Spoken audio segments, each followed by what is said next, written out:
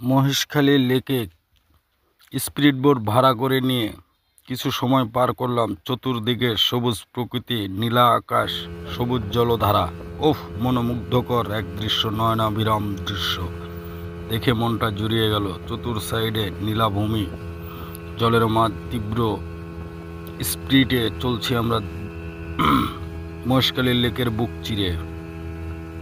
অসাধারণ অসাধারণ চমৎকার। এই যেগুলো বালু উত্তোলন করার সব পাইলিং মেশিন চতুর সাইডে দেখা যাচ্ছে। আমরাও কাছাকাছি চলে এসেছি, বেশি দূরে নাই, একদম মহেশখালী ঘাটের কাছে চলে এসেছি। যদি আপনারা ট্যুরে বেড়াতে যান, অবশ্যই মহেশখালী গেলে চিটার বাটপারে ভরা, নিশ্চিন্তে সব কিছুতে আপনারা একটু দামাদামি অর্থাৎ একটু মার্কেটিং করে নেবেন। তাই ছাড়া কিন্তু তারা খুব চিটার, মানুষকে খুব ঠগায়,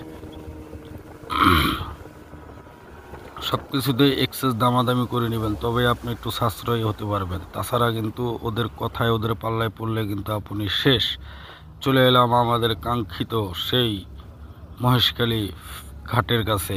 এখন এখান থেকে আমরা অটো রিজার্ভ করে নিয়ে ট্যুরে বের হব বিভিন্ন